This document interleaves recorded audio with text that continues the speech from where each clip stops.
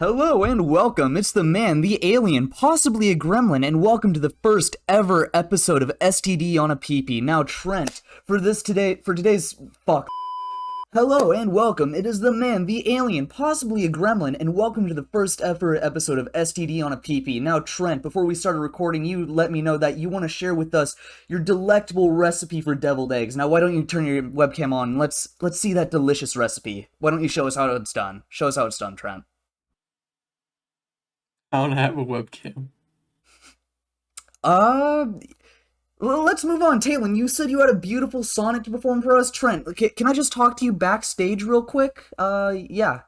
Alright, Yeah, sure, okay. here's my sauna, alright. Sayo! Hey, yo, You're what's fucking up? this all up. Dude, you told me you had the fucking recipe ready. You're fucking all this up, man. What the fuck is wrong with you? My country is beautiful. The potatoes and starch everywhere. You came on here, you told me you had a fucking recipe, now you're telling me you don't have a fucking recipe? You're ruining the entire fucking show. What the actual fuck is wrong with you, Trent? You'll find anything here, including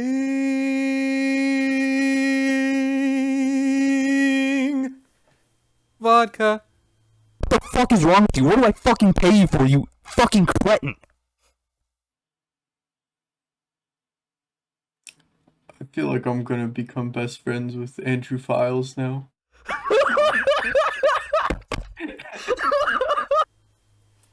Oh, and the Soviets too. Hello, everyone. This is the first ever STD on a PP. Maybe not the first STD we've seen on those big, beautiful, bulging wieners, but my God, if it isn't the most beautiful, wouldn't you say so? I would definitely say so. This is one of the most beautiful STDs I've ever seen in my 19-year-old life. How about you, Taylor? What's the input over here? Talon? He's still alive? Talon? Hello? Okay. What Okay. Why were you fucking muted? I don't know. Yeah. Good thing we're all recording. Man, this first episode is going Anyways. fantastic, isn't it? Yeah, no, this ain't scuffed at all. Anyways, so Problems, baby. We live with nah, but we've been wanting to do this for quite a while. I mean, I could try to look over here in our STD group chat back with everyone and just prompting this idea that was like August, I think. I think Yeah. in August or September, something around that time. No, July. It was in July. So that was over half a year ago. I was trying to prompt this like, hey, this is something we could do, or like something I really want to do, and everyone's kind of on board for it, but time zones, people got busy, no one really fully committed, and then Yeah. now tonight here we are. I don't know what you're Decide, talking hey. about. I was always down to do this. I'm not saying that we weren't down to do it. It just never happened. You know what I The mean? unmentionable people that aren't here. Yeah. Yeah, The the undesirables the aren't absolute here. losers. Yeah, the ones. Just get Rob. The fucking idiots, the Nimrods. But yeah, no, we've been trying to get some. It's a shame. Well, It's a been shame wanting to. Lord Strungo couldn't be here with us. I know, That's right? true. Well, I mean, I haven't talked to Sam in a while, but I still love that man's. I mean, at the same time, I think we've kind of become a trio in the recent year, you know, Three Musketeers. pretty much. And I don't know, I've appreciated it, and I think we talked Sad about to a say, lot. but the Valheim SMP was very short-lived. It's not over. We can talk about that later. It's not over. Oh, it's true, actually. There's still an episode finale that I have maybe 2 weeks to finish up before I lose my Premiere membership. So we'll see if that happens, but we'll get to that. Anyways, very happy that we're starting this tonight. It is currently 11:39 p.m. We are almost hitting midnight, but we've got nothing to do except this, there's always something to do, even if that is getting a sexually transmitted disease on your wiener. I know Yes. that we kind of set up a few things too, just so this isn't all over the place. I mean, we wanted to really start this group in a consistency. So we've got a few categories that we're gonna go through, kind of go around the room, keep it nice, keep it consistent. Starting off with the current medias we've been enjoying in January now that we're in the year of 2022. I don't know if anyone wants to start first. Zach, Kaylin, either of you have anything you would like to express? I Yeah. thoroughly enjoyed the first 2 seasons of A Jobless Reincarnation. That was a fantastic Those were show. Yeah. Yeah, all right. So Zach, if you wanna just go for just like list a few things, maybe things you liked about them, and then after you're done listing them all, we can chime in. You know. I really liked how the story, introduced the character. It wasn't this giant exposition dump. Exposition Yeah. dump.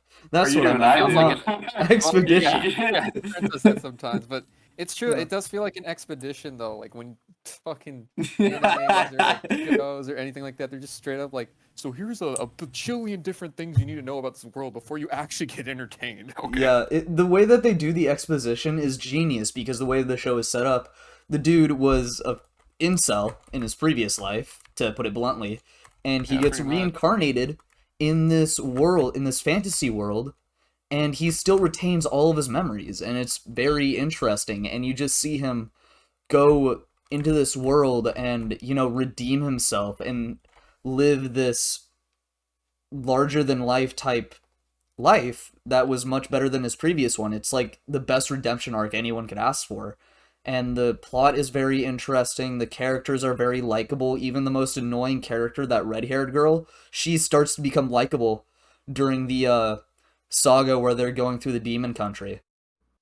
Yeah, it's true. The demon country. Demon country, yeah. The demon continent, you mean? Demon continent, yes. What is the difference? Yeah, we here out in the demon country here. Yeah. We hear out here. We celebrate Satan. Inbred and incest is not a sin when it's hell. Oh my When god. everything's hell, it don't matter here. Speaking of things that are sins, so I too, I mean, we've all seen we haven't seen all of it because it hasn't all been dubbed. It's still currently being dubbed, I believe. We saw all the way up to episode, I think 17 or 18. It's when, spoiler alerts, okay, for people that don't know about Mushoku Tensei, when, Spoiler alerts for all the 3 people that watch this. yeah, basically, the boy Rudy sees his dad again. That's pretty much all I have to say. That's where we pretty much last left off, and then he was leaving. There will be more. There's a few more episodes within season 2 that are going to come out. I think it's already out. It's just that the dub, it's being brought together weekly.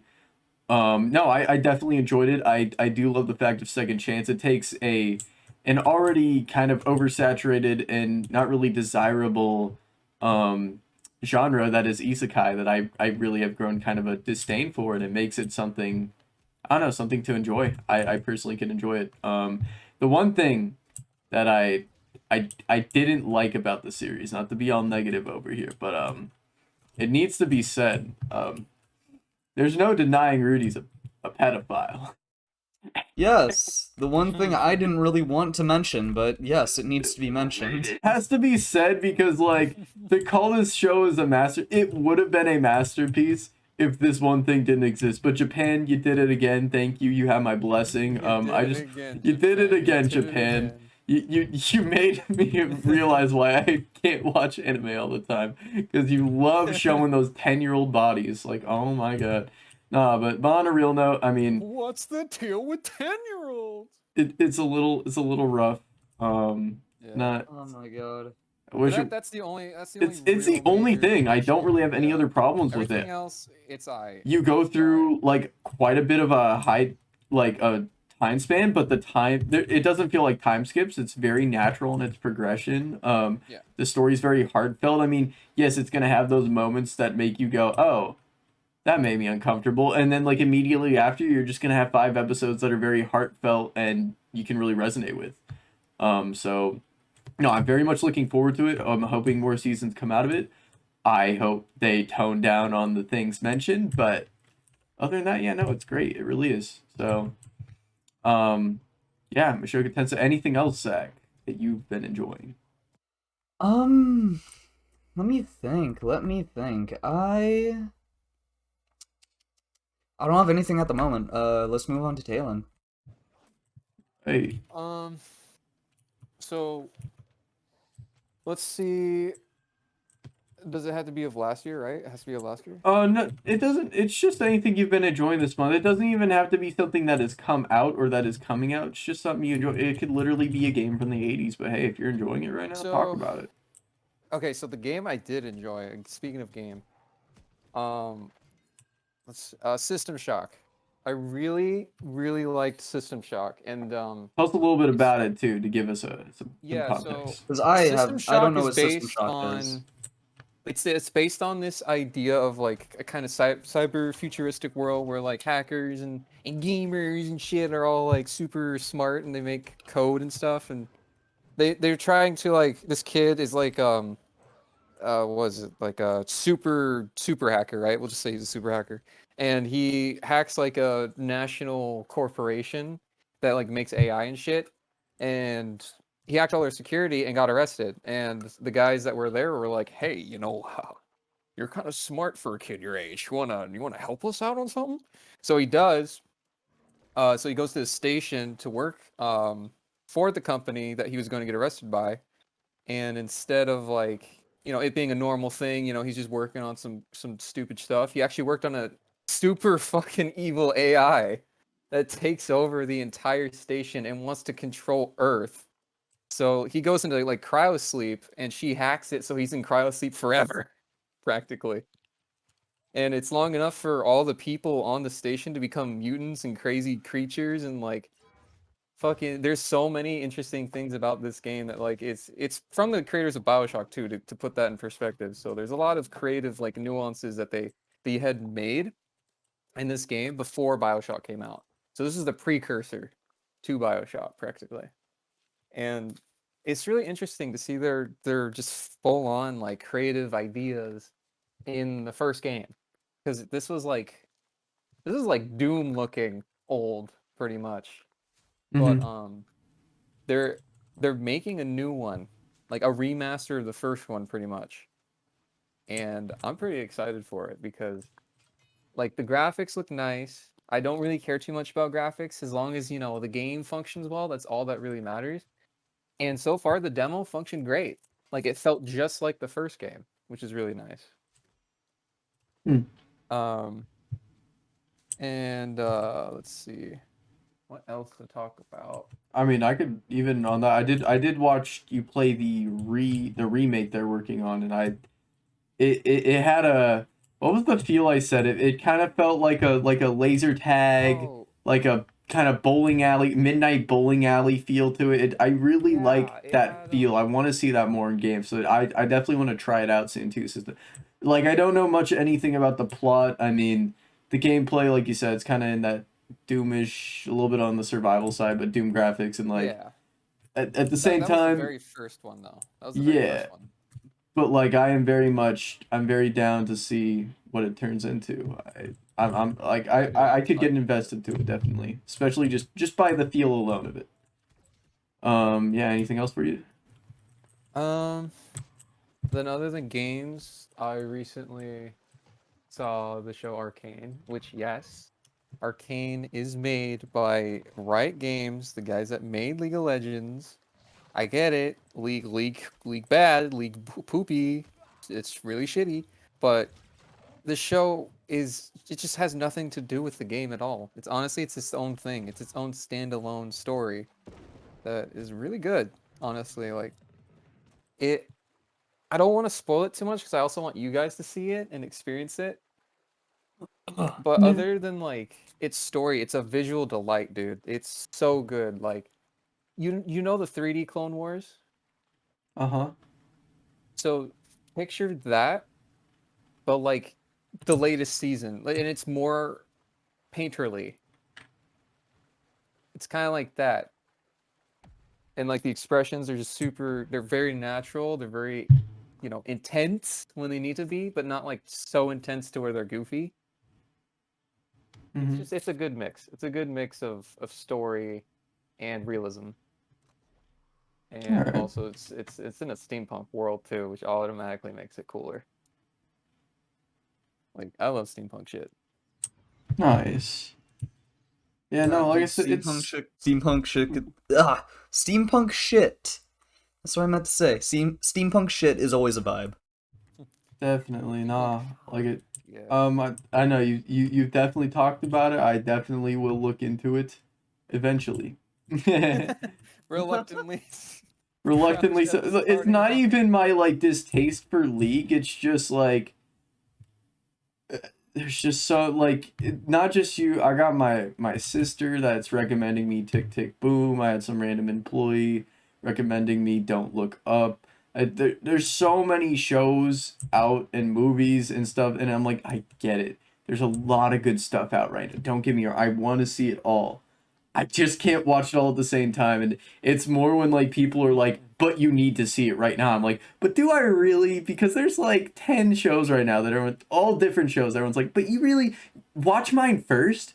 And like almost in that passive aggressive, not that you've done it, but just in general, I've been getting this from people, and I'm like, I now you just make me not want to watch it. Like now I just don't want to watch anything that isn't Yeah, what I I don't mean have to on do my. that. No, you haven't done it. It's just that's happened so much to the point where I'm gonna watch the stuff on my list, then I'll watch the stuff people recommend to me because there's a lot of stuff out there. Show wise, True. Actually, it's kind of crazy. because I've been mainly watching old stuff, Bleach and One Piece. So I don't have anything to speak about show wise. That's really of any peak of interest right now. What I have been playing, last month I got hella into Halo. I would love to get back into it if they update the damn game. That's a whole other topic for another day, because I don't want to talk about it. But as you see on the screen here, I got into an MMO from Amazon Games. The first one known as New yes. World. Yes. And as if for anyone that might have seen too, I recently just learned that you can't swim in the ocean, and the second you lose oxygen, it's not like your health slowly goes down like in other games. You just kind of insta die. That was pretty cool. So I'm gonna have to run all the way back over here. Yeah, that was pretty fun. So I was sent a kilometer back, and I have to go back to all these dumbass quests and go the other way. Probably a very boring game to watch. Out of oxygen, you just insta die. You just insta die. Yeah. You're just at death's door. That's weird. And you That's can't awesome, dude. swim, and so yeah, this game is not without its quirks. I will admit that, but Hey, it's it's a little quirky though. In terms of Little MMO, quirky, though, though. it is entertaining. well, It is that's entertaining. kind of what I wanted to mention. So like MMO is this kind of like this genre that I feel like is brimming with so much potential that it's probably never going to reach because of human limitations. And I'm not gonna put it past you. I think the concept of an MMO, like just on its own, is the best game, like the dream game with no problem. Like, it's like communism, dude. Like on paper, oh my god, it's amazing. In execution, it's not always great. It's usually not great. It's usually pretty bad. But to have a video game of an expansive world, leveling yourself up slowly, going to all these new areas, doing it with friends, the fact that there's regions of people playing these things, having its own economy in a game, game bosses, having wars and PvP. There's so much that I love, and I want to see more in. Like, I want to see an MMO that can really reach that potential, but for most of them, they just don't hit. They don't stick with me. And the ones that do, that aren't RuneScape, just have to preface that. But the ones that do, that aren't RuneScape, the problem with them too is like,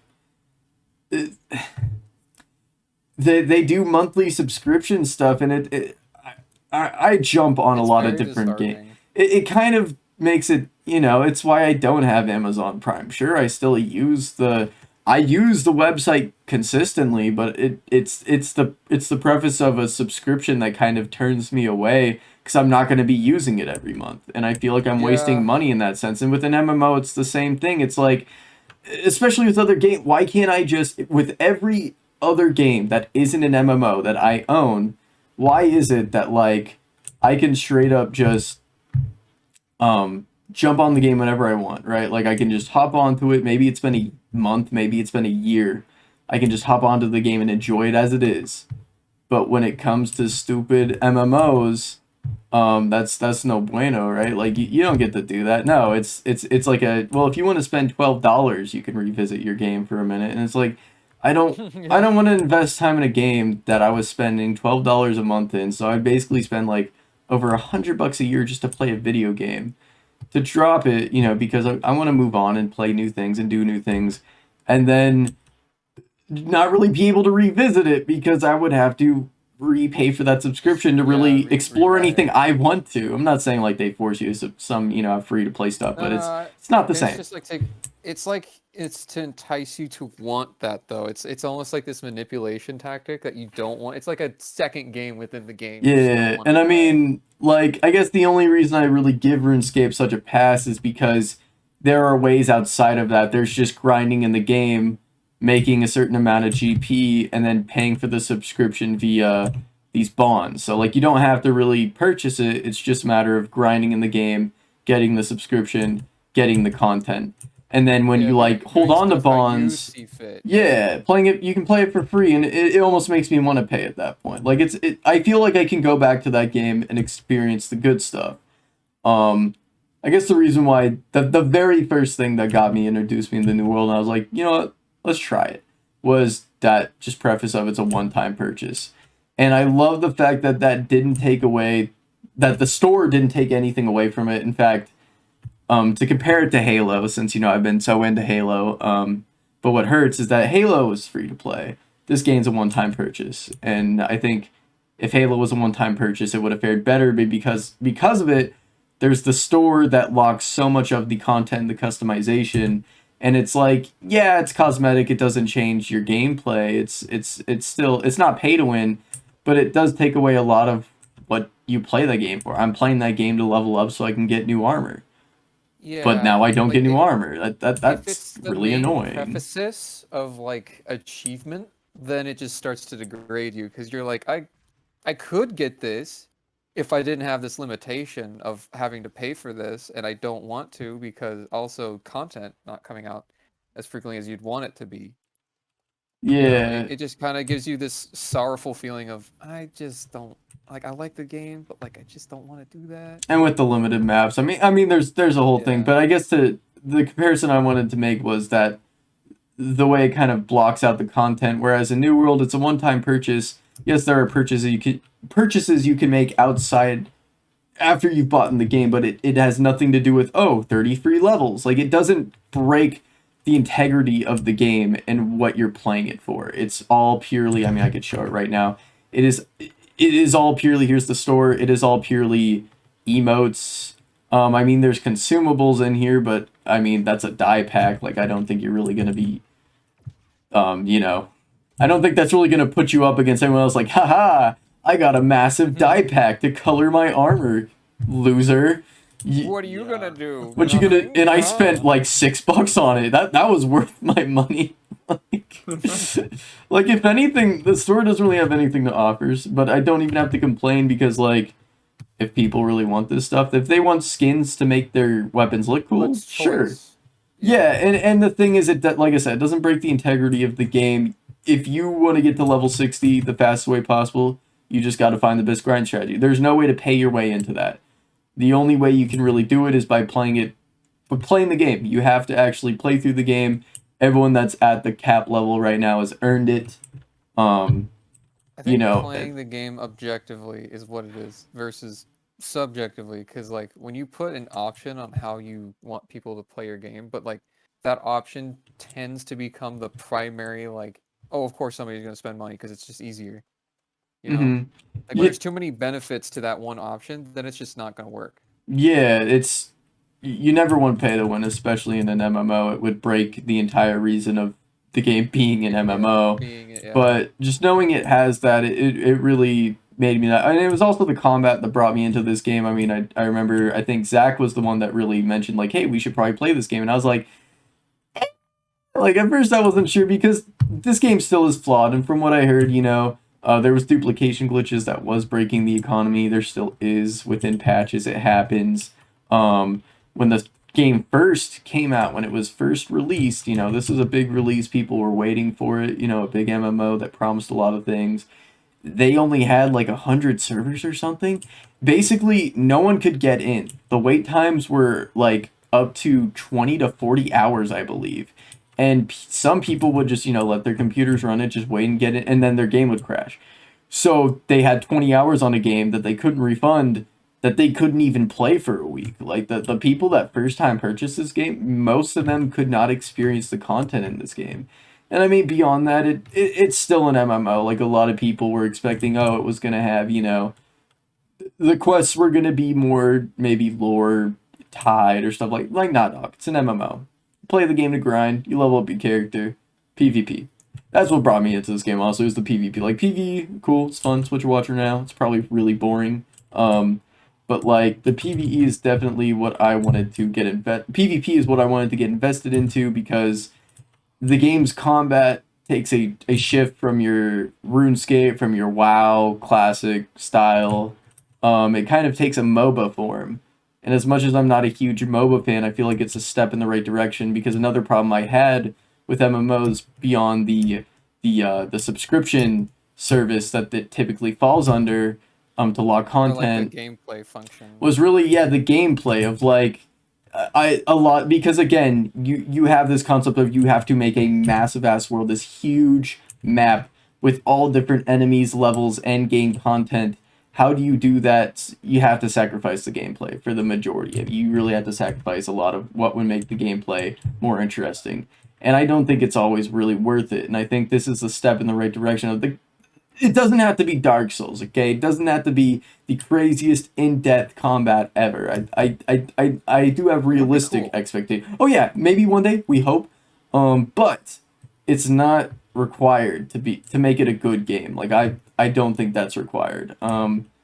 What I do think is that they just gotta start putting a bit more of a priority. And again, I think New World kind of brings that in. I'm sure maybe other MMOs have done this, but again, it's one or the other. Either you get the combat or you get the subscription. I mean, like, there's a lot of things you usually have to compromise, and in this game so far, I haven't really had to do much of that. You get combat that is more well thought out in real time. I don't feel like I'm just spamming 1 through 9 on my keyboard and hoping my attacks hit harder than my enemies, you know? And that's really fun, because I always hated when I would play certain MMOs. They were mostly like kind of kid MMOs, but when I would do the combat, it was just a matter of, oh, he's 3 levels higher than me, I'm dead. He's going to beat me by 3 ticks, because it's just, you know, it's all just spam clicking. There's nothing else. And even though I love that about this game, is that there's builds, there's actual skill trees that can really give you an edge. There's these people I even run into this game that like, they're 13 levels higher than me. I'm level 32. They were like in their 40s on the levels, and I beat one of them. I actually perfected them because of like stuns and just outplaying him. And I was so happy. I really want to get some like PvP stuff recorded. Overall, there's a lot of good I could say about it. I mean, I could actually make this whole podcast about it, which is why I'm going to stop now, because I've been going on for a while. Yeah, I'm addicted. I am. I mean, I personally have been having. We appreciate that. I personally have been having a lot of fun in that game, going with the build I'm doing, which is a life and death mage build. That's been really fun. Yeah, no, that's what I love too. Everyone can have a build viable to their play style. They don't have to limit the weapon choice. The weapons can go into any base skill for your leveling, which is awesome. Playing with friends, I mean, I will admit the first half, another flaw. The first half of the game, like from levels 1 to 25, you're not really going to be playing with friends as much, or at least it won't really level you up that quickly, because you're probably going to be spawned in different parts of the map. Your main quests are going to be somewhere else. But once you get the Azoth staffs, once you're leveling up, you're doing portal runs, you're getting more main quest lines in the same mid-tier areas, because there's less of those. That's kind of when the PvE really comes into play. I did some portal runs with my guild. I did join a guild in this game as well too, or they're called companies or whatever. I don't really care. It's just been a lot of fun. The community in this game, like, I'm going to save that for later podcasts, but like, one day I do just want to talk about the community in New World. It's just been so fun running into people and having random interactions. But I've talked enough about the gameplay. I'm addicted. I'm literally halfway to the max level. I have problems with it, but I love it. Gonna probably be playing this all throughout the year, we hope. And yeah, happy that we picked up on this. And that's kind of media we've all been enjoying together and also separately, you know? A mix. Pretty much a mix. It's been pretty good, honestly.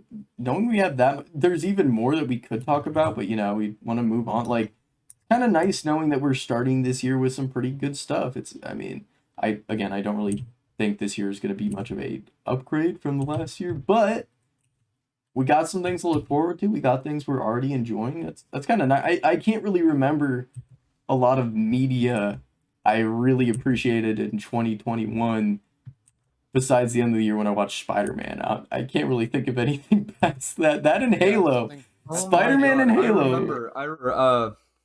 Everyone here is gonna remember this, but I'm just gonna mention it. These two guys came up to visit me, and we went to watch Spider-Man, and the scene when Tobey Maguire showed up on screen, Trent stood up in the movie theater and shouted, "That's my dad," in front of the entire fucking audience, and it was hilarious. It was a fun experience. Like I said, I mentioned Spider-Man. Spider-Man was great. It's a great way to end the year. It was very fun to get some reactions out of the audience. That was my third time watching the movie, so I was very well prepared for that. He had rehearsed it. He had rehearsed it in his bedroom mirror. Definitely rehearsed it, yes. But it was fun, but the fact is that's really all I can that was all I could really remember from the year that I was like, yeah, that was awesome, there wasn't much else. Just kind of a little sad, but how it be sometimes. At least we have stuff to look forward to now. It's pretty dope. Pretty dope. Yeah. Yeah, okay.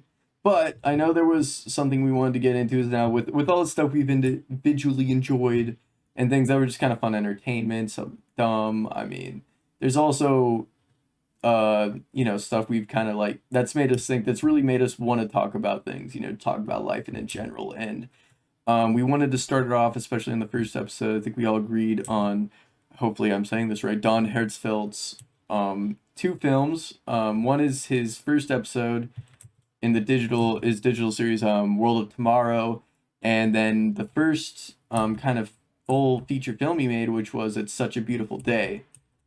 I mean, I saw that quite a bit ago, but rewatching again, it is, I feel like it is safe to say that of all movies, that is my favorite movie of all time. It's such a beautiful day.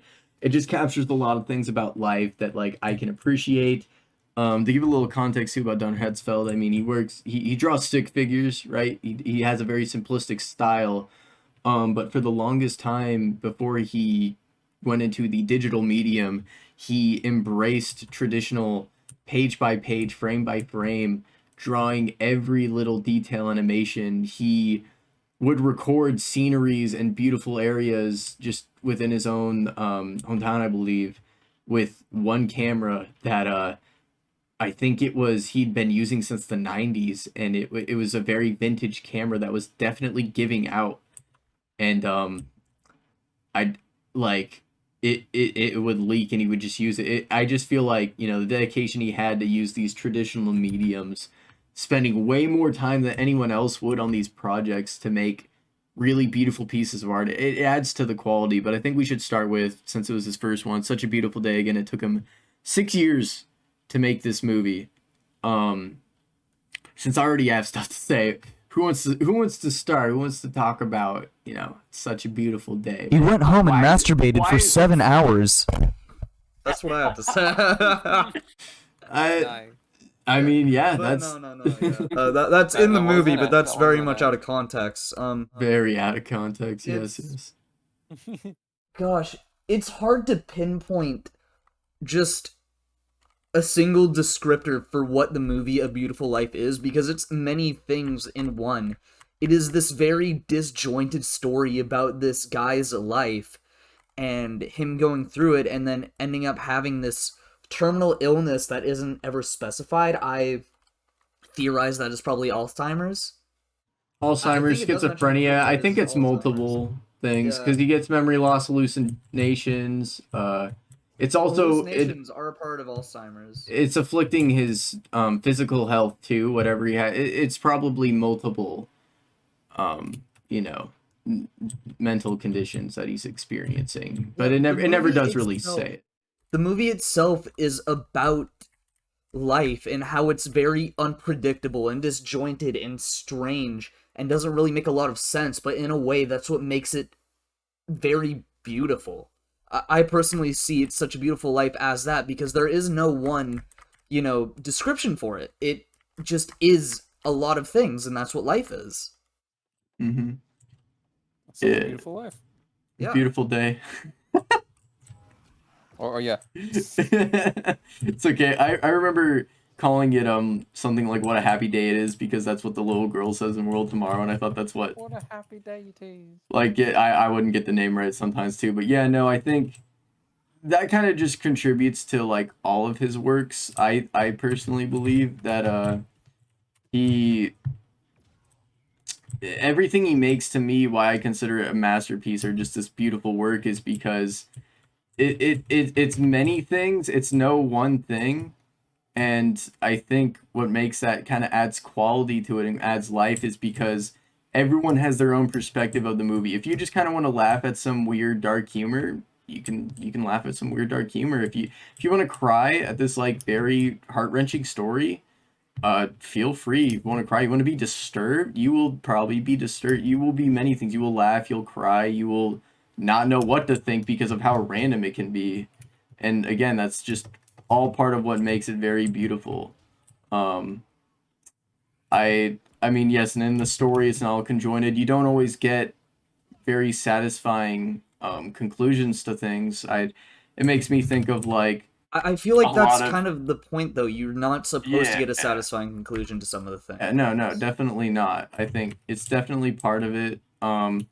Like just trying to mention too within the plot, his girlfriend or his ex-girlfriend specifically spending time with her, it getting awkward, and the last time she ever sees him is in the hospital, apologizing that she brought her boyfriend because it made everything awkward and kind of already ruined a relationship they were rekindling, or more a friendship they were rekindling, and then she never visits him again. You kind of have his family dynamic, which not all of it, again, because he hallucinates or because he sees things from a warped perspective, not all of it is from a accurate, perspective, but you still kind of get this sense of like a family and all these kind of half-baked stories you don't always get an answer to really adds to it. I think the experience, like I said, it's a very weird movie. It doesn't always make sense, but once you get near the end of it and you get these conclusions, it gives you the context of he knows he doesn't have much time left, Bill, the main character, and so he drives just for hours and drives to a place he's almost familiar with but doesn't remember anymore. He sees his uncle again, who gives him the address of his father to go see a man he's never even known, at a nursery home or at an old person's home, and forgives him despite not really knowing why. Then driving off knowing that he's kind of made amends and done everything he can in his life before he dies, walking around these areas as everything is flashing around him, thinking that, everything is just so amazing. It's, I don't know, there's a lot of beauty to the final parts. And then I think what really tops it off is the fact that Bill was immortal the whole time, and he's actually not a character you're supposed to relate to because he's going to outlive all of us. He is still alive to this day. He will live out past all species. Your life is meaningless compared to the god tier alpha Chad Bill. So deal with it, pussy. God. But yeah, the ending is very much. Oh yeah, you're a pussy. The ending is. Trent isn't even joking about this. The ending is that Bill doesn't die, but he lives on, and he lives past all humans, and he lives for so long. He lives past the Earth dying, and he lives to where aliens visit the Earth and revere him as a god. He lives past when the universe ends, and he goes on living forever. And it's kind of like, I feel like that's what Bill has to do in his mind in order to come to terms with death. I feel like that's his way of interpreting what's happening to him, because whenever someone dies and their brain starts shutting down, everyone's brain has their own way of coming to terms with what's happening, and a lot of people experience hallucinations. It's a lot of dopamine gets released all at once. It's scientifically proven that that's what happens. That's why some people report seeing angels. That's why some people say they see their dead relatives. It's mostly hallucinations and their brain coming to terms with that the body is shutting down. But hey, it could also be that Phil truly did live on forever. There are multiple Bill, I meant. It could also be that Bill truly lived on forever and is an immortal godlike being. The movie has many different, it's up to the interpreter. I feel like the movie is art in the highest, regard, because it is left up to interpretation, and that is what art at its core is supposed to be. It isn't supposed to be some cut and dry story where the ending is the same for everyone and the story throughout is the same experience for everyone. It should be different for everyone. Mocking Hollywood standards of stories. Yeah, Exactly. and well, that's actually part of because when Don talks about the ending, that was also as much as yes, he enjoys. Everyone has their own interpretation. People interpreting that was Bill's way of coming to terms with his dying, kind of like you said, the hallucination or just believing something as he passes. It could be that's just how it is. He also did make a note that it's kind of Hollywood's his take on Hollywood and never letting the main character die, not allowing it. It was like a jab at Hollywood for their take on things and how it doesn't really give a realistic take because everything ends eventually, especially with the story where the whole point was he was supposed to die, right? It was pretty funny.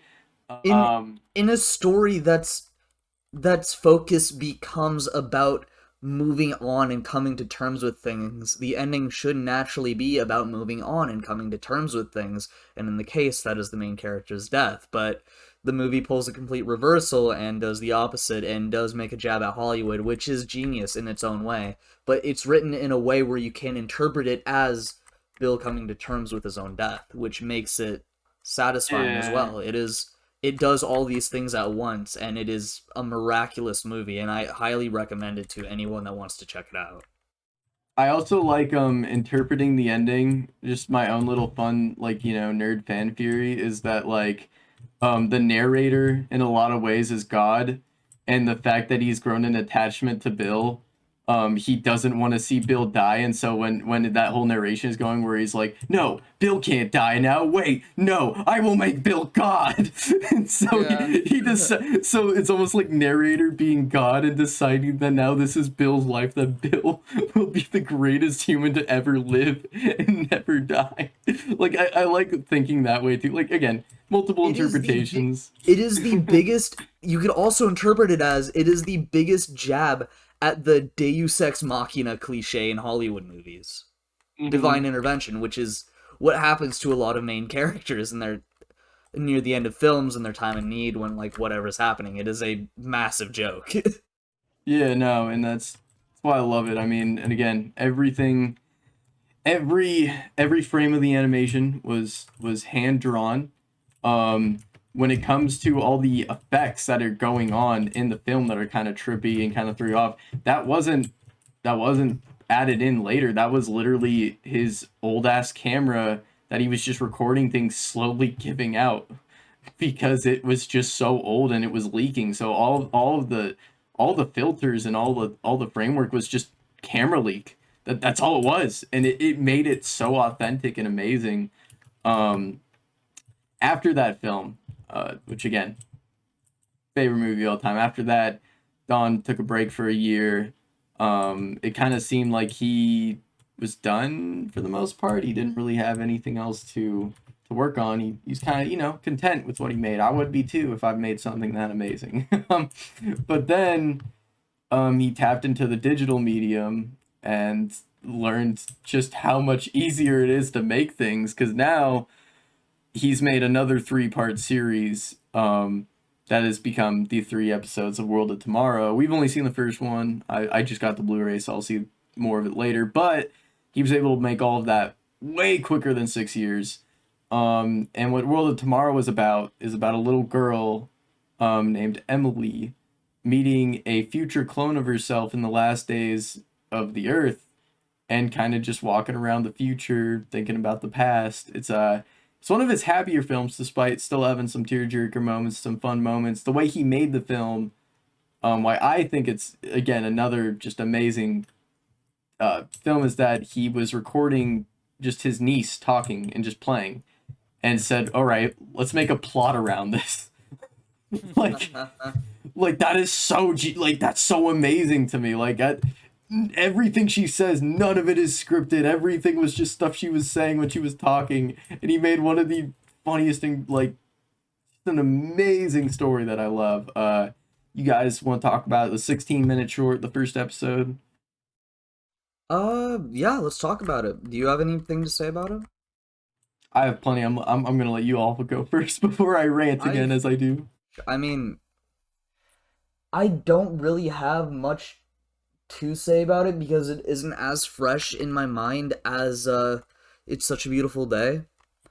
What I do remember from it is that it's this short about, a little girl who walks up to this weird machine and sees a future version of her own clone, and it is funny yet tragic in a way because her future clone is warning Emily Prime, is what she refers to, the first young Emily. She's warning her about this doomed future that Emily Prime can't really understand or probably won't even be able to remember. I personally see the movie as a sad comedy. Not the movie, but the short. I see it as a tragic comedy. Kind of. It's his happiest work in my opinion. It's like, because a lot of it too was, she brings her in to regain a memory of her mother. Yes. And I also to forgot about try that part. and yeah, a lot of it too is just trying to teach, or trying to let, her younger self in a way, know, like, hey, enjoy your life while you have it. My favorite quote really from like the short is that now is the envy of the dead, live strong and live proud, live well, because you're alive. I kind of like just that in specific, now is the envy of the dead, because it's true. And even then it's got some heartfelt moments. It's got a lot of, I like, so just for some perspective, It's Such a Beautiful Day, again, my favorite film, but I'm not gonna share it with everyone too, because it's got some things, like, I'm sure my parents wouldn't care that much, but there's some of the more Christian folk, you can't, they're not that it really breaks any bounds, but there's some things they'd be like, all right, this is kind of tripping me out, I'm not a big fan of this. They loved Like, World of Tomorrow. what are you referring to in specific? A lot of Bill's kind of hallucinations where he sees heads of demons, the grandma, the evil grandma taking the heads of cats and rubbing it on her face. Oh yeah.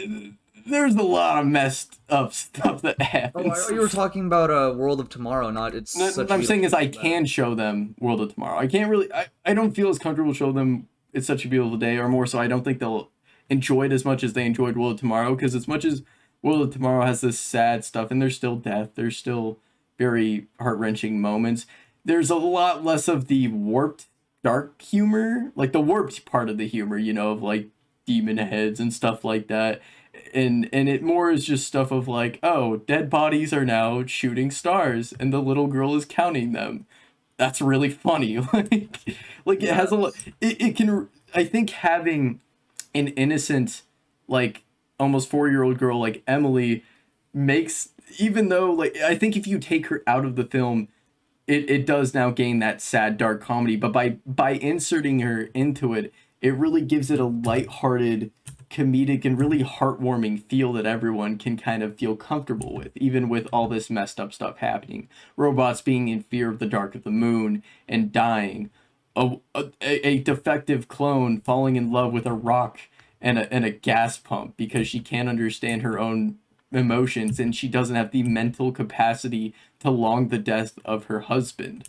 all this stuff that's messed up. The end of the world, her grandpa being stuck in a cube and writing poetry that says God, oh God, God. All this messed up stuff happening in between, but you have a little girl who's not even really paying attention, playing with her cars, doing whatever, drawing a triangle in the outer net. Like, it really does just kind of, it makes you feel, I feel like it just makes it gives it a comfy feel.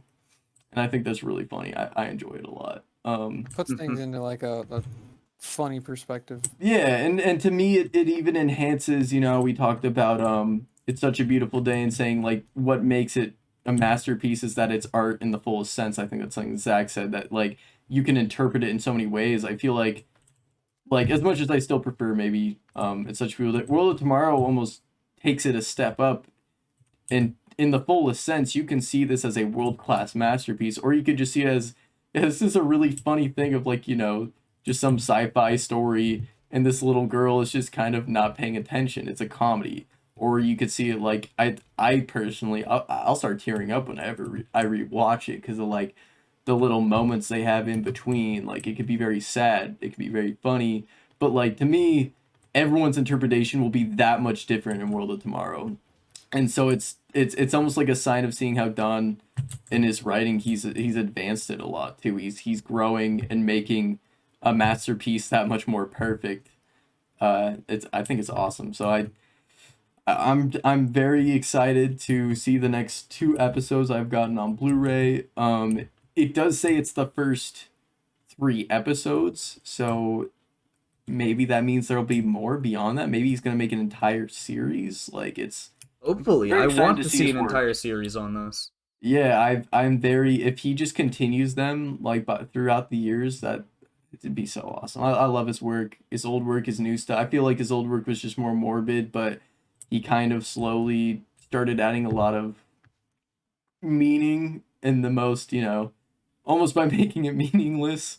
He's added a lot of meaning to this stuff. It's beautiful. I love his work. If you haven't seen it, please check it out.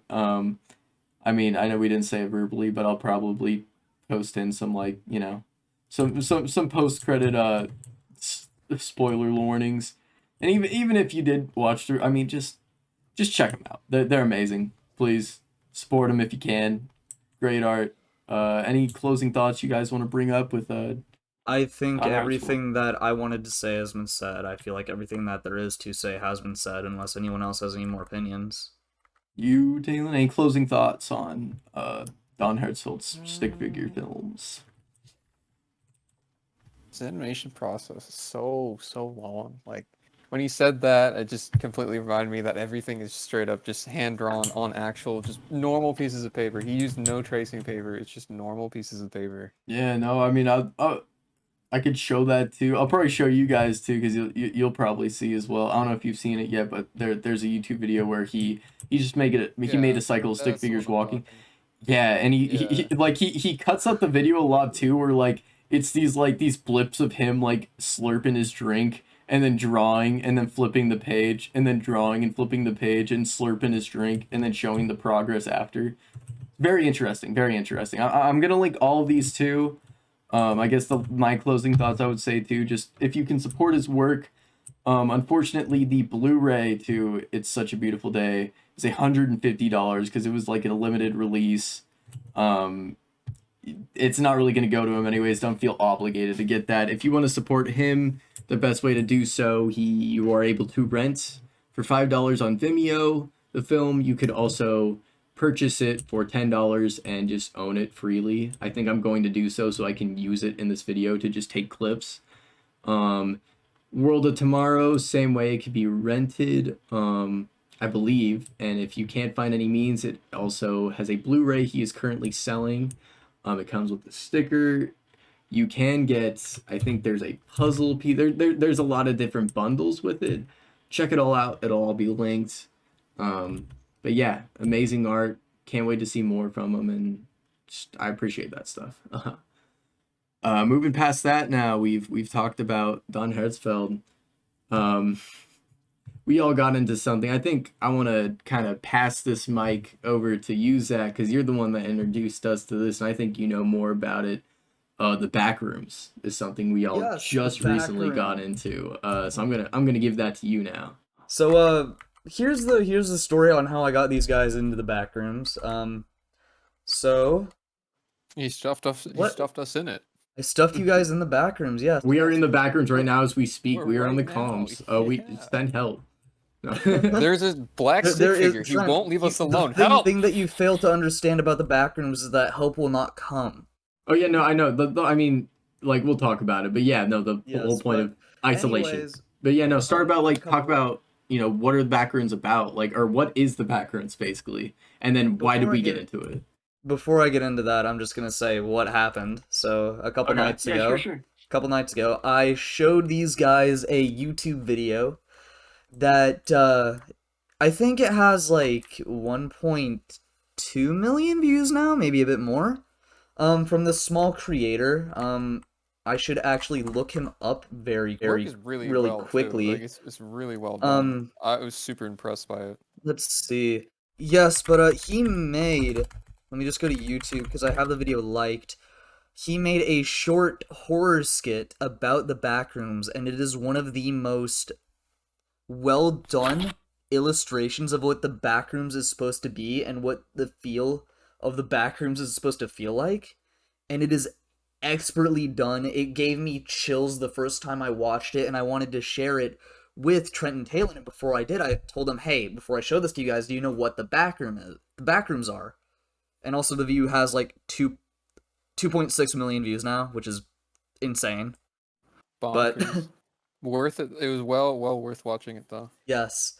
And I asked these guys what the Backrooms is, and they're like, "No, Zach, please indulge us. What are the Backrooms?" So I gave them a basic rundown. I'm not as fresh on the Backrooms because I was a bit into it a little while ago, and just seeing this sparked my interest again. But pretty much, to give like the most basic rundown of what the Backrooms are, is the best way to give to like introduce someone to this subject is to reference like source games like Half-Life. And the reason why is because anyone who has played a Half-Life game or a source game would know that if you no clip out of the bounds of where you're supposed to be, like Gmod, I feel like that's one of the more popular ones. If you no clip out of bounds and say like Gmod, you will go into this area where it is like the background you're supposed to see in that level, but you're not supposed to get to. Like in GM Flatgrass, there's a way to get to the mountainside and like spawn stuff in, so you can see like giant crap on like the hills, and you're not supposed to get there, and the only way to get there is to no clip. And the Backrooms is pretty much that, but in real life. It is the unused assets of our reality. It is just the skybox, pretty much. And the only way to get to the Backrooms is to no clip out of reality. There are a couple of other ways to enter the Backrooms, one of them being that you can just accidentally enter them by opening a strange door in a mysterious location. That's one way to enter the Backrooms. Another way to enter the Backrooms is to visit a liminal space in the Backroom. The Backrooms play heavily on liminal spaces. Like, all the photos used for the levels of the Backrooms, nearly all of them are examples of liminal spaces.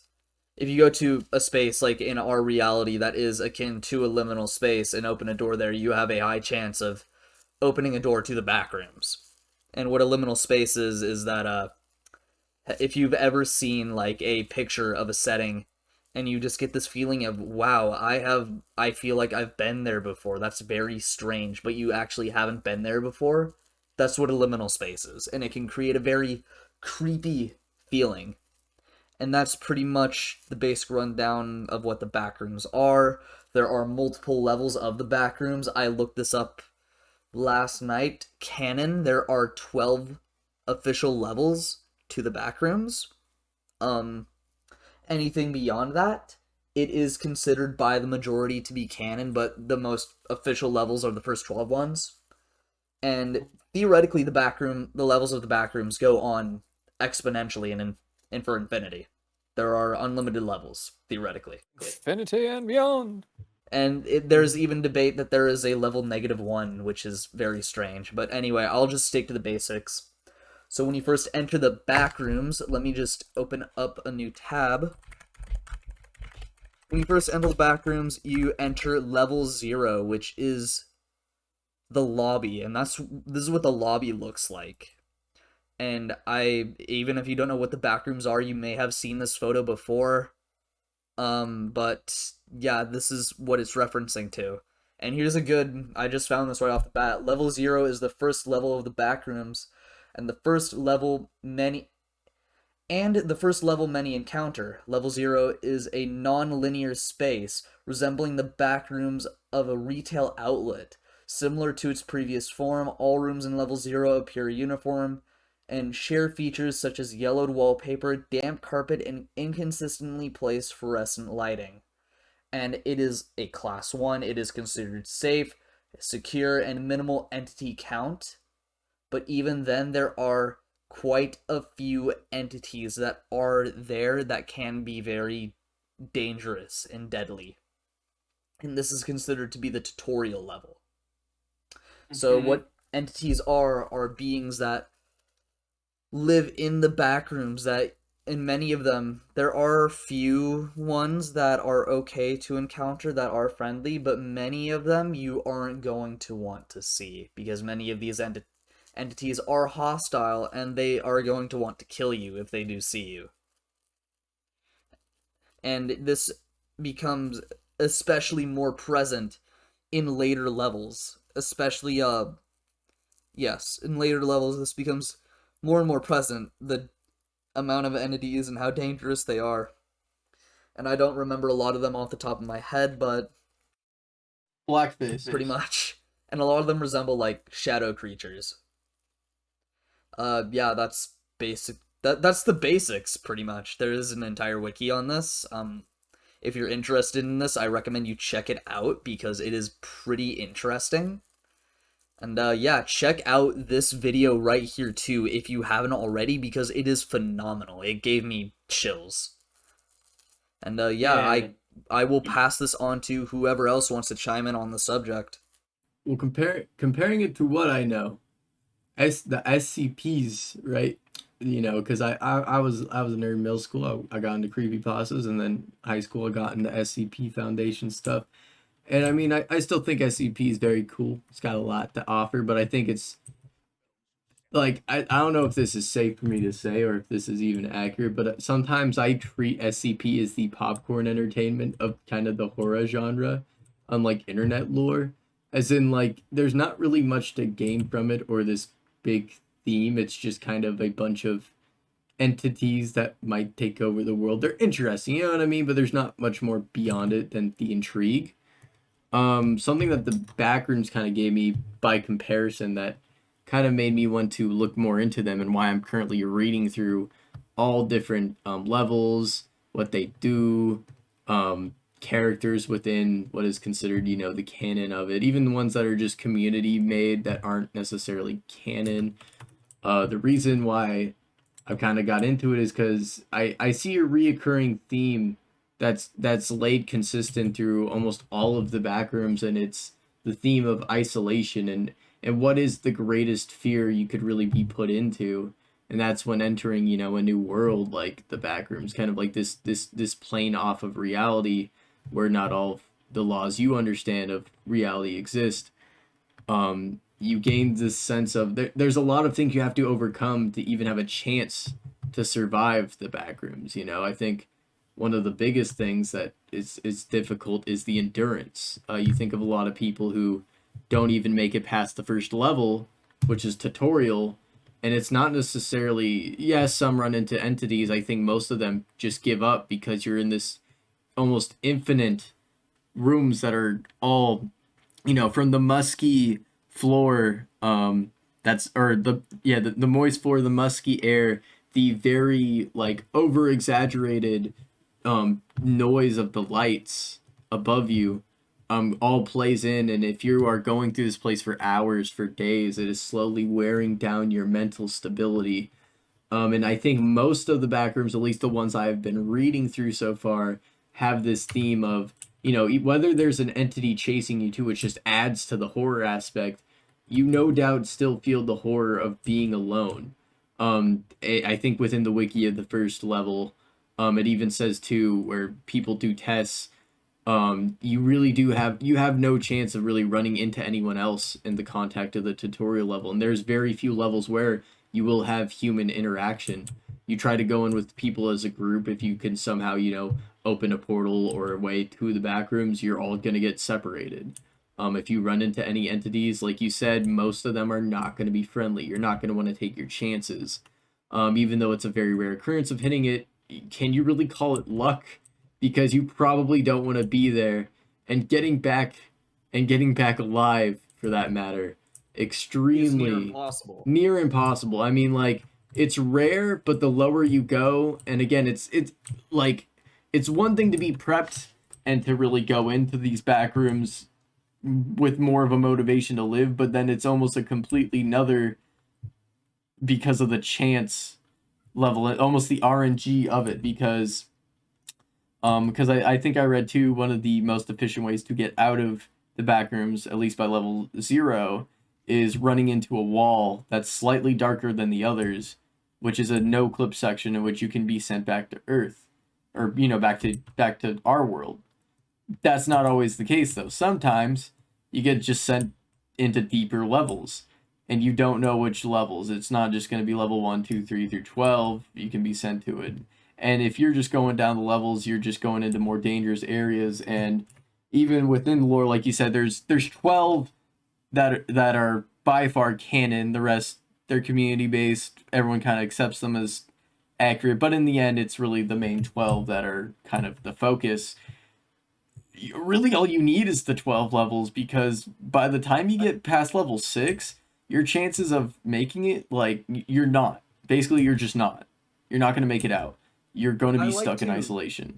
I like to interpret it as there are 12 explored and known about levels, and the remaining levels are theoretical levels that Backrooms explorers believe exist and have heard stories about, but none have actually ever entered and gathered official documentation or information on it, because that's how the story is presented. The story is presented that there are a select few people that have entered these backrooms and have made it out alive, and there are some people that enter these backrooms, again, super well prepared, and somehow are able to configure internet connections and are able to go on these forums and upload photos and pictures and show everyone, hey, this is real. These backrooms are real and they are dangerous.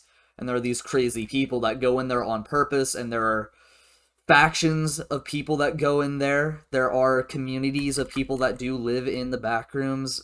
It is this whole thing of people that go in there to explore. And I feel like the first 12 levels are the most explored and known about levels, and the rest of the levels are theoretically there and have only been spoken of through superstition or stories and can't actually be confirmed. So theoretically the backrooms could in fact go on infinitely, but as far as our knowledge goes, there are only 12 levels. That is my interpretation of it. Yeah, I definitely, and even then, like, you think of, like, from levels 10 to 12, the fact that someone was able to make it out alive, oh my god, dude. Like, those are just when you're like, damn, gotta be the luckiest man on earth to somehow make that out in one piece. You get that much documentation as well. Yeah, no, because they get worse and worse. But yeah, the biggest theme and why I really liked reading into them was isolation. And yes, there are some where, like you said, lower levels, people, there's factions that live and inhabitants. There's like task forces that try to save these people. There's actually, there is only one room, I think, in level 0 where you hit a dead end and you can interact with people. But the second you move out of that, you will be separated again. And again, that's a dead end. There's really nothing there for you. I do like that theme that goes through this eternal, some are eternal, some die, but it's just the fact that you're alone and it kind of wears at you. I don't think there could really be a greater fear. I mean, I always try to think of what is the scariest thing to me, like what's my biggest fear. And you know, I could say pumpkins because I fucking hate pumpkins, but in reality, nothing would scare me more, especially in dreams, which I love how they connect these backrooms to dreams too, because it really, that's where the sub, you know, the subliminal, like, kind of, that's when that comes in, is like, there is nothing I would fear more than if I'm just walking around with my boys having a good time, and then all of a sudden I fall down, I look up, and even if I'm still on Earth, even if I'm in the same world, everyone's gone. Like, have any of you had that dream where you're hanging out with someone or you're with your date, and then like you look away for 3 seconds and you look back and they disappeared? I have had that dream before, but Yeah, actually, I have. I have had And I that feel dream like before many everyone- like, times. The thing is, too, I actually had that dream, and I saw the creature that was in that dream. That's very similar to the Backrooms. Like, I was just in.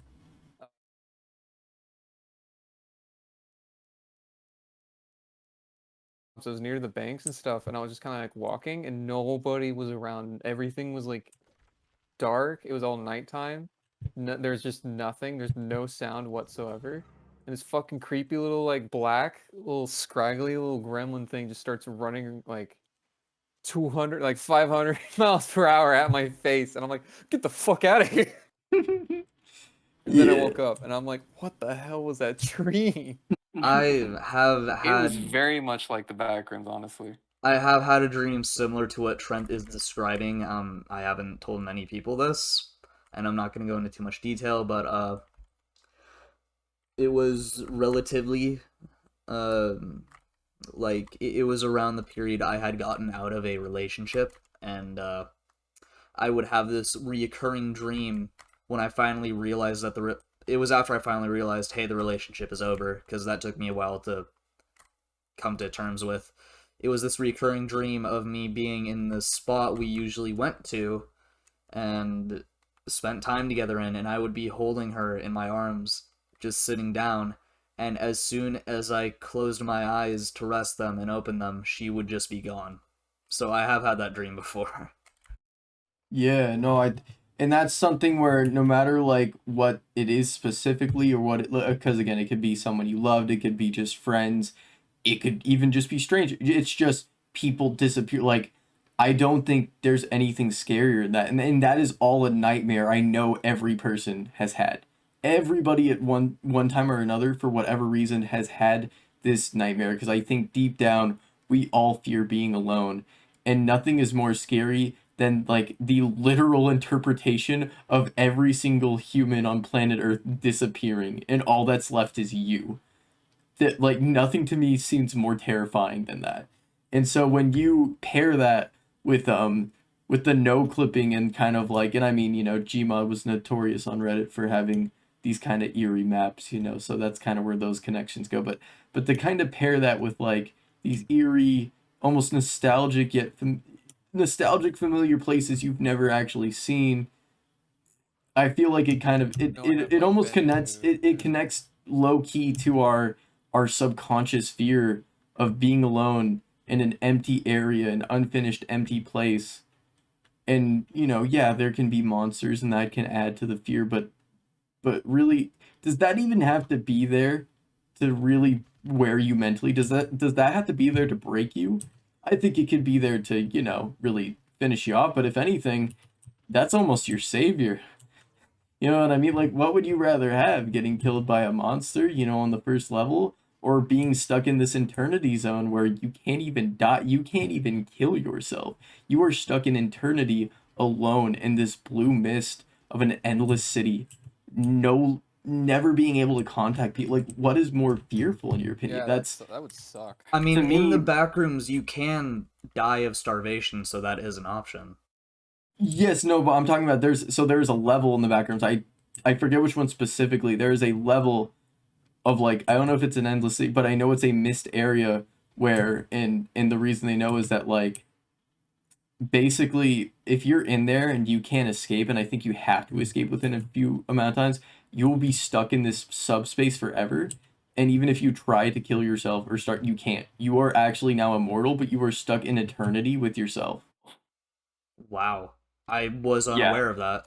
I forget, it was something within an ending because I was what's funny is there's like these you know the meme formats of the what Yeah. meme?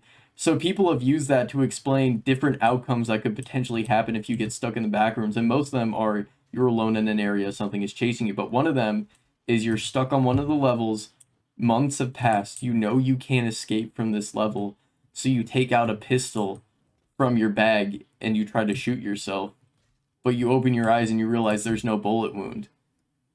And then you realize even more that you can't die. But what does it matter? Because you're stuck alone forever. And like, Yeah. in the end, what really is more terrifying than that, you know? Like, to me, that is the genius of the backrooms, and that, like, again, SCPs are intriguing, but beyond the intrigue, I don't always get scared because it's just kind of, it's an entity, it's another thing. But to me, I don't think that another living creature really is the scariest thing, because at the end of the day, it'll have a flaw, it'll have a potential weakness, or, I mean, if we're still around, I guess it's just not powerful enough to really be that fearful. You know what I mean? Like, sure, I'm still gonna fear the shit out of something that's gonna kill me, but like, something That's that like is infinite. instinctual stuff. Yeah, to me, something that is infinitely more like terrifying than an entity is It's almost on being an alone. Elric level. Yeah, it's really just that fear of genuinely being alone, and that comes again, like I said, it comes in all shapes and sizes. You know, it could be being alone without a relationship, without the person you used to love. It could be alone in the sense of not feeling a sense of a community, a sense of belonging.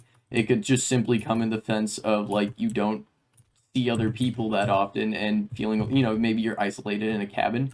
That can terrify. Like, there's so many different ways you could be alone, but it's the soul, it's just that on its own, just being alone, being not having that connection with people, truly being isolated. Isolation to me is the most terrifying thing, the universally should be objectively most terrifying thing to ever happen. Like, and again, deep down, I think we all know, but we don't want to admit it, because by admitting it, we open ourselves up to that vulnerability. That's why I find like genius in the backgrounds, and why I'm so intrigued, and why I want to get to know all the little things, then just kind of being entertained by all the potential floors and what they do, how to escape them, then I kind of the really lore of the want to see- factions. I really want to see a multiplayer Backrooms game. Hey man, maybe in the future we could make something. I understand, but at the same time, like, just my personal, wouldn't that defeat the purpose? No, what That's true. what I'm seeing is, you know, like it would be kind of MMO-ish, but not really. Like there would be factions and such in the game, but the majority of your time should be spent in solitude, and the game should be set up to where yes, it is multiplayer, but you rarely run into someone else. And there are like Maybe- dedicated communities that you can find, but there isn't any map, and you have to stumble upon them. It'd be an interesting take. I don't know how an execution it would be performed, because again, like, I feel like it kind of almost has like a Journey take. I don't know if you know Journey, but like in that game, it's you run into a random person that you can't communicate with, and you do puzzles. And so in a similar sense, like you'll run into people at random. I mean, I'd be intrigued to see it, but again, to me, and yeah, again, there is lore where you run into factions, but like the rarity of that, everything is about the RNG and the rarity, and It's not even like that's super important stuff. to me, what it that's not actually really the is. point of the backrooms. Like, I feel like, Yeah. yes, it started off as a creepypasta, but it kind of evolved into the representation of our biggest fear of complete Just isolation humanity's and not biggest not fear, being able to yeah. run into people. I mean, to me, I think that's kind of why a multiplayer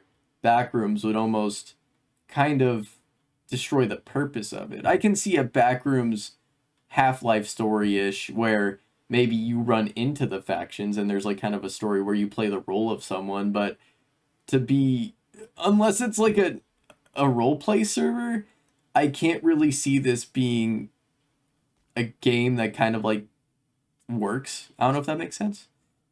It would. I would still do be get what you're interested. I saying. would definitely be interested in seeing it, though. I just don't know how it would be executed. If I'm Yes. being honest, I Yeah. just want to co-op explore with the homies. No, 100. Yeah. I mean, That would look. be great. Whenever y'all are down to hop on to Roblox, play some SCP-3008, the Infinite IKEA, like, hit me up. I am brother. playing Roblox right now. I mean, yeah. With all that said, y'all wanna transition into Roblox?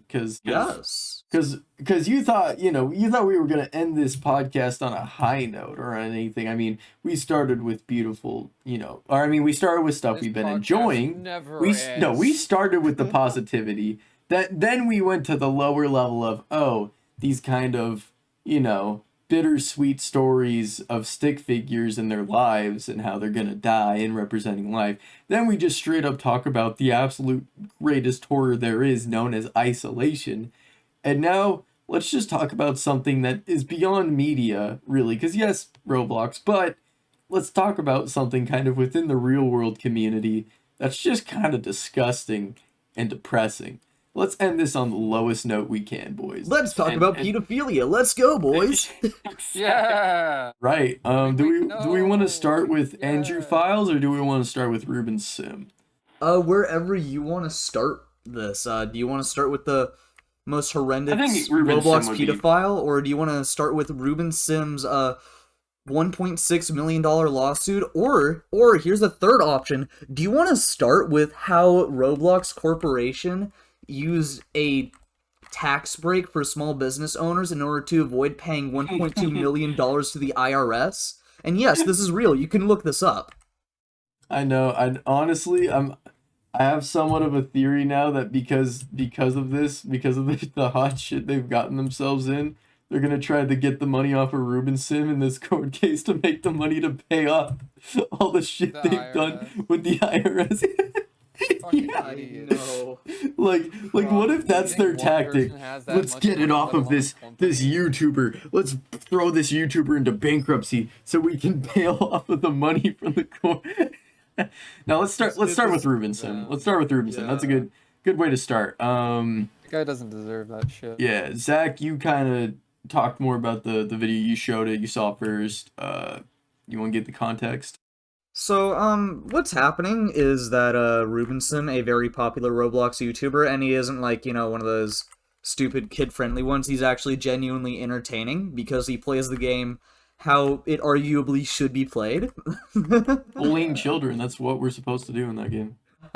But, what's happening is that Roblox is suing him for $1.6 million, as stated previously, and he recently came out with a video about some of the claims that Roblox is putting against him and how they are entirely hypocritical, and a lot of them have to do with him breaking their terms of service off of their official website. Now, first of all, that's ridiculous. Why are you suing him for doing that when they're the terms of service that are only, on your website? But it's also hypocritical in a way because in Roblox's own terms of service, they detail, child endangerment, pedophilia is absolutely not allowed. We will use any measures necessary to make sure these users are banned and reported to law enforcement like many companies do. However, they have failed to do so in regards to that, and there are many cases of Roblox employees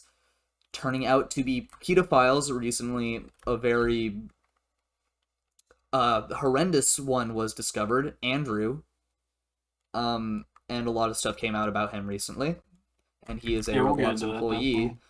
But anyway, the point is that Roblox has continuously failed to protect its own user bases from these pedophiles and do anything about what they're doing to the community, because they rake in revenue for Roblox, and yet they're suing Ruben Sim for violating their terms of service off-site. And their main argument for not going after a lot of these pedophiles is, well, it was said on Discord and not on our website, which is entirely hypocritical. That was one of the main points in the video. and I'm not describing it as well as it is presented in the video, so again, check out that video. It is very interesting. And also, Very if disgusting on how if low you these find people the, will go. you should also check out the video we're about to talk about in a second, although it is very disturbing. But yes, that is the basic rundown of what's going on with Ruben Sim. And this is the first video in what I believe is going to be a 3 or 4-part video series on the claims that are being presented against him. Also, we're Cybermob. We're the Oh yeah, Cybermob gang, totally. In Cybermob. in a couple articles and in the official I don't know even know what to call it. It's the fucking court order or whatever. What I they're guess charging him with, Or- the yeah, documents they're charging him, the charges. Yeah, in the official charges, they describe Ruben Sim as, well, they don't describe him. One of their claims is that he has incited a cyber mob, and they accuse him of being this sort of cyber terrorist, which is hilarious in a way. Super benign. Because if you are familiar with Ruben Sim and his content, you would know that that is absolutely not the case. It's almost as like distant as like when when journalists were trying to call PewDiePie a Nazi. Like it's that tier. Definitely, it's like it's on stupidity. that level. It is that level. Except it's much worse because this man is being sued for $1.6 million by a arguably awful corporation. Arguably, maybe even just arguing, they objectively. Objectively Yeah. awful corporation, yes. Yeah, it's a little disheartening. I'm not gonna lie to you. I mean, this is just one video of many that's gonna be coming out too from him. Like he's got a few parts to kind of cover everything. I think something else that's kind of worth noting too in all this is like there was a lot of build up to this moment to where Roblox is now, deciding to sue him for so much money and trying to get everything they can from him, get his videos taken down. I think that's the big thing too, is that as much as he made, some troll videos, he did some fun videos, he did a lot of very intriguing videos where he would almost kind of like educate you on things completely unrelated to Roblox, but through using Roblox as a catalyst. One of them was like, I think the last one was, the Chinese Roblox one. A lot of it too was when he outed which we'll get into, but he outed like actual known pedophiles that were in the community, and bringing it to their attention so they could do something about it. Since they're the only ones with the personal information to do so. But yeah, I think the big one too was like Chinese Roblox being heavily restrictive, him kind of making this whole this kind of, what was it? It was like kind of like almost a museum within Roblox to teach people the history of things that might be overlooked or like not taught. It was very interesting to see kind of what he had to show. I don't know. I appreciated that. I thought that was really cool. So he's done a lot of things that are both thought provoking and contribute to the community. So it's not even just like he's a random troll that just tries to mess with Roblox. Like he's done a lot of things that have almost kind of contributed to society in its own weird way, really done something for the community that I appreciate. That's why it kind of almost enrages. It makes everyone pretty much upset as to like why they, out of all people they would pick someone, of course, who has done a lot of, if anything, is the only saving grace for Roblox's integrity, like the only one that can really redeem them. Roblox has thoroughly pissed off everyone at this point. Yeah. And I mean, there's not a single person who isn't upset about it. Yeah, it's going to be interesting to see how it plays out. We're obviously all rooting for him, but it's very unpredictable what happens from here. I mean, because you think about two court cases. I mean, it can go where they're just messy. Well, one, they can immediately see, okay, this is retarded Roblox. I don't think they're going to get all the money. I don't think they're going to get everything. But knowing how big they are, they could still pay it off. You know what I mean? They could still win. Yeah, right. That's what I'm scared about. It's not that they get the money. I don't think they're going to get it. But thing is, the charges are ridiculous, and any sane person looking at this case would say that Roblox is entirely in the wrong in that their claims are absolutely ridiculous, but the thing about the justice system is that if you throw enough money at it, you can get what you want. And Roblox is metaverse, yeah. Roblox is $1 billion corporation, so it is scary to think what this ensues, because Ruben Sim himself said in his own video that this sets a very scary precedence to, freedom of speech when it comes to media, because if Roblox sets this example of silencing anyone who dares speak Then out who's about to them, say other companies won't do it? Yeah, that it may set like this, I don't know, example for other companies that it's okay for them to do this as well, which is it's not terrifying. It is dystopic in a way. Yeah, it's like I said, it's gonna be interesting to see how it plays out. I hope that the right thing is done. I mean, it's kind of out of everyone else's hands now. We just kind of had to let. But yeah, no, rooting for Ruben Sim, part of the Cyber Army. Let's go. Cyber Mob Gang, let's go. Cyber Mob game, yeah. I swear, like Roblox.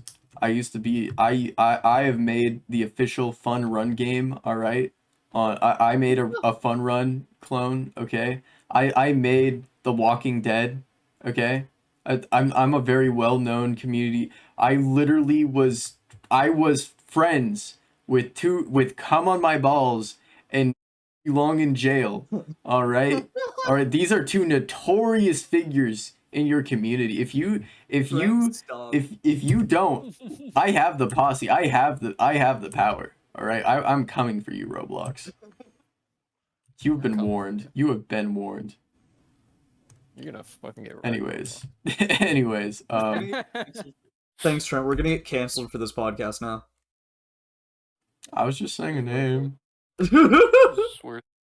Anyways, on a bright note though, because I did look at the new. Let's talk about Andrew. I say a bright note. Let's talk about Andrew Files. Yes. Let's talk about Andrew Files, my new friend, my new best friend, my new BFF. Oh yeah, everybody's BFF. This is also something you sent, Zach. So if you would like to, start this off, feel free. So Andrew Files. It's a video on a Roblox, an employee for Roblox known as Andrew. I don't know if he's an employee, actually. I think he's a community developer. I thought he was an employee. He made He's a big figure, but he's not an employee. Employees aren't necessarily developers, because again, it's a community. I thought in the video it People stated get that paid for Andrew the was in develop. fact an employee of Roblox. No. I'll fact check this later, but Yeah. But anyways, yeah. Anyway, this guy who is heavily involved in Roblox in one way or another, whether he's a developer or an employee, recently it has come to light that he sent nudes to a underaged boy, which is pretty messed up. And it's also come to light that he the reason that this has been hidden for so long is because he had a couple of alter egos in the form of different accounts. Two of his other Twitter accounts are NSFW furry accounts, and it is gone, and there are screenshots of him talking with other accounts about raping children, which is very messed up in its own right. And yes, he got in contact with, I believe, a 14, 15-year-old boy. They were in a relationship. He sent nudes to this child, and there is a very sickening and horrendous part to the story that made my blood boil, which involved him encouraging this child to molest their 10-year-old sister, and how he said that he did the same to his sister who was younger than 10. And 8 years old. 8-year-old sister, yes. And he, in the DMs, it's shown that he says, rape victims rarely ever talk about it. Make sure to do it while they're sleeping. It is very, very messed up, and it genuinely makes my blood boil. And the first time I watched it, I was so enraged that I was shaking and I couldn't speak. Like, this is some truly monstrous stuff. It is horrendous. And if you want to check out the video yourself, please do, because this awareness needs to be spread about this. Yeah, I mean, it's very good to cover it. It's a next level. It's a whole next level from Predator to, like, you know, like you said, all the things that were mentioned. I will admit that this video, it's made by YouTuber Jax. It's a little over the top. He does a little memeing here and there, but you know, it's just how it is sometimes. I do think in his future ones he's gonna keep it much more serious. I think it was just, again, he is a smaller YouTuber, so he's playing it up a little bit, but everything that was said and shown was not exaggerated by any scope. That is what was said and happened. Within a day of that upload going, I'm pretty sure that Andrew himself contacted Jax and said that he was willing to do an interview. He was going to therapy for a while or something, which I don't care if you get therapy, dog. You don't have my sympathy. But they have contact, and then I think the video went up today and was immediately privatized. And then Jack sent another update video. I kind of just saw all this too when I got home, where he said that I guess that there's an actual case that is going on now, on like an actual legal case going at Andrew. Like there's been authorities that have found him, things are happening. So until things are cleared up, until, you know, everything's good, he doesn't want to share the video publicly, mainly because it could system stuff, right? Yeah, it could damage the case. It could I don't know if everyone remembers Predator Approachers with the EDP situation, but they were notorious for being the worst ones to expose pedophiles, because in the way that they did it, they almost incriminated the evidence and made it harder for actual legal courts to take action because of how they went about it. Yeah, because it's not always really easy to fully understand for me personally, but I just know that, like, when certain information is talked up, when it's pulled out as content that can kind of be used to the benefit of the predator in court, they can basically use that as, see, it was played up for it's entertainment, things like that. It can be used against them, and because of that, fortunately, Jax understood that and immediately privatized it, said he's willing to publicize it when it doesn't basically potentially infringe the case that is at hand. So on the bright side, so this video is private now? The second part. First part's fine. The second part. Okay. The second part, yeah, because the second part was going to be an actual interview where you heard, you know, the Andrew's side and all of that.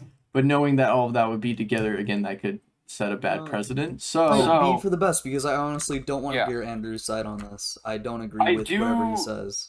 Well, it's not that I want to understand its side. It's more like, well, actually, I do. It's not that I want to. So the intent for me isn't to be like, oh, so that's why he did it. No, I don't care why he did it. I want to know why he thinks it's okay, because that way, in a sense, we could understand the mentality of people who are like this and kind of better understand how to combat it, how to catch them, how to hopefully teach them it's wrong before it's too late and they get to Andrew's level. If that makes sense. Seeing where he fell from grace, I think in a lot of ways can help shed light in future situations. It's not so much that I think he can redeem himself. He's very much past that. It's more so learning from everything he's done to kind of hopefully prevent these type of things with anyone else that might come into this situation. I don't know if that makes sense. That's where I come from. Understanding how the mind of a pedophile works. Yeah, because once you can learn that, you can help combat it in a sense. You know, get to know the enemy in a sense. That's where I'm coming from. Understand you right. So that's these guys pitchforks ready. I think we all do. Like, there's no justifying anything he did. But that's kind of why it ends on a little bit of a high note. It's being investigated.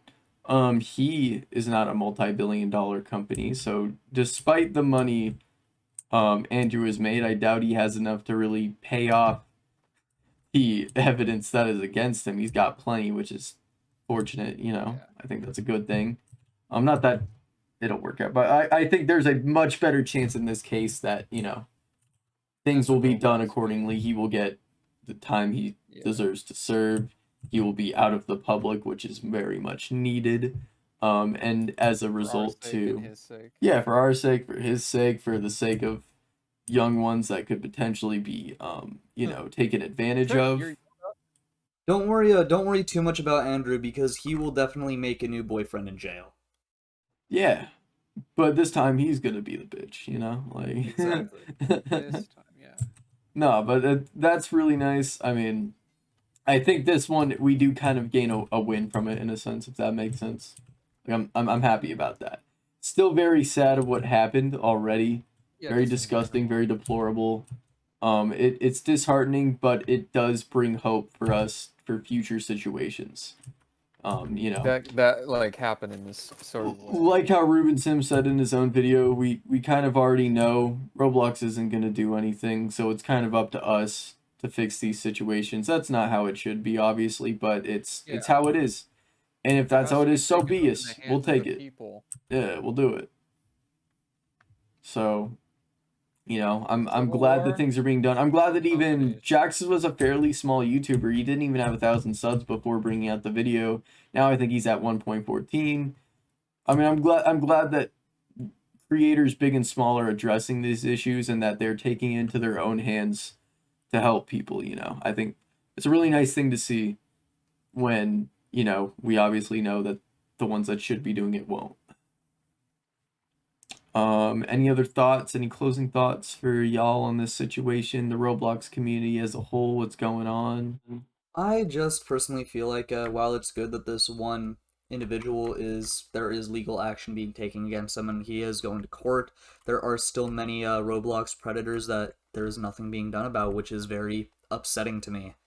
And it almost is as if Roblox is defended. At this point advocating for pedophilia, which is entirely messed up. And I feel like it may be a case where it's like the drama that's going on with YouTube. If the people listening haven't seen, what was it, Max something?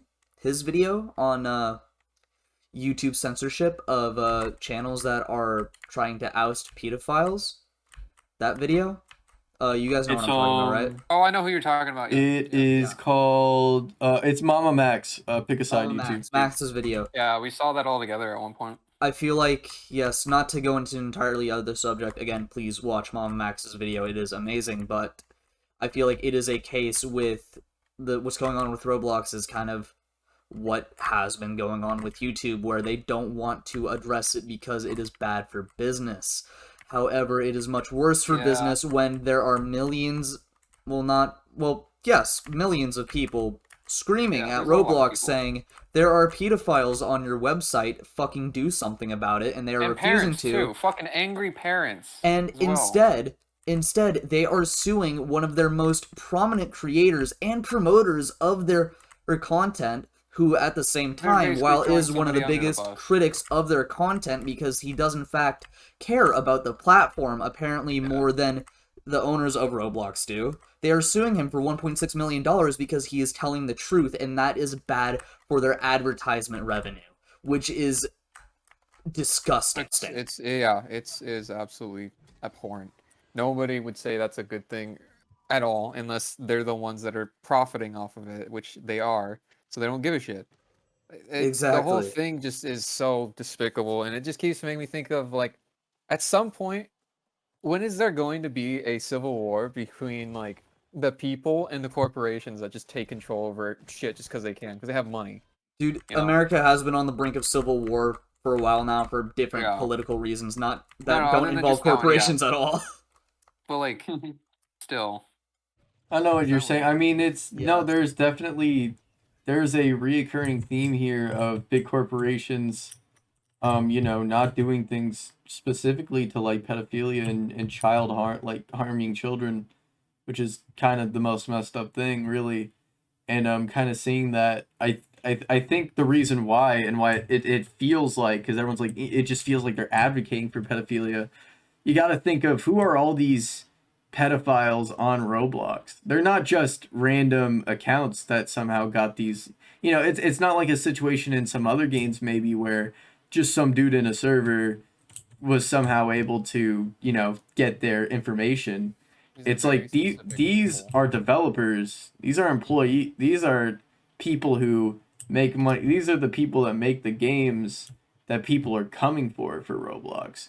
So why would they get like when you see like not Jack, but when you see the one that made all those Sonic games, why was he around for so long? Why did he get to come back? Because he was making a top hitting game that was bringing in the revenue for Roblox. That's what they care about. The only Until reason they Sony took down the came in game and got was the a ban hammer. lawsuit from Sega. Yeah, Because shout outs to Sega Sega, dog. Sega Yeah, cared. no, actually- Sega cared that this game was being run by a pedophile. They cared, but Sony and Roblox Sega itself have been didn't care pretty because this chill. creator was bringing in revenue. There is an increasing. There are now two big corporations that silence people that try to speak out against pedophiles on their platforms, and creators that criticize the way that they run their business because it harms their users, and people that try to, actually make a living off of their platforms, which is partially what their platforms are designed for. Both these corporations are silencing those people because it's harmful for their ad revenue. It is disgusting. And nothing more. Yeah. It is reminiscent of dictatorships. It is reminiscent of that. It is cyber dictatorship. Well, I think that we got our point across on this topic, though. Yeah, I We've mean, gone over it a couple. my closing thought with it, honestly, is I guess the unfortunate part, and what I hope to see in certain corporations is that even if their primary concern is their revenue and their money and continuing their business, I mean, again, it is business first mentality. Hopefully, that in its own way can help them understand why sticking these moral grounds and condemning pedophilia and doing, hopefully they eventually come to their senses and do that because they could see the monetary benefit in that. I don't know if that makes sense, but long term, your self-image will play a big role in the people that support you, and it's a win-win deal. You get more people coming in praising you for doing the right thing, and you're making money off of said people. It's almost like I get it, you have some people who are making money, you're gonna have to cut a loss, but sure, so short term you lost money, but in the bigger scope of things, you're making a net gain from that. You're getting rid of someone bad, you get good publicity, very good publicity that brings more people. Think of all the parents, who don't allow their children to play Roblox, almost rightfully so because of how a dangerous platform it is. But what if you hit those headlines now on the news where they're saying oh, Roblox is taking actions, they are removing these people, they're doing it at a consistent rate, this site is now becoming good. You're going to bring in all those people, you're going to convince a lot more parents that are now going to be hey, this is now a platform in which, my child is safe, I feel comfortable, and I am more than willing to let them keep this account. I'm more than willing to purchase cosmetics and random Robux for them so they can play through the game. Just in the long term, your self-image goes up, you're saving children, and you're making money. There's nothing but benefits from doing the right thing in this situation, and I really hope that these big companies just see that at the end of the day. I don't think they will, because they're too narrow-sighted and they really just think about the now, but hopefully they can see that. And just one final addition to this, if they do this and bring in all these parents who currently don't want their children on these sites because they fear that their child will be taken advantage of, they will be bringing joy to the children who finally have a safe environment to play on, which at the end of the day is what Roblox is supposed to be and why it is created. It was first created and advertised as a friendly kids game, which is what it should be and always should have been, instead of this cold corporate money-making machine that advocates for pedophilia and silences creators. I wish Skype came back. What does that have to do with anything? Bro, Skype coming back, you really want IP grabbers fucking seeing those like wet vages of like, you know, like disgusting putrid nudes. Like, you really want that to come back, buddy? No, I didn't say I think- specifically that, but I think we should end That's the what podcast that's here what on that note. Skype is. You fucking idiot. You fucking imbecile. Trent, do you think we should end the podcast here on that note? I feel like we should end it here. Yep, I saw my first nudes on Skype, and they were the hairiest, most grotesque, stretched ass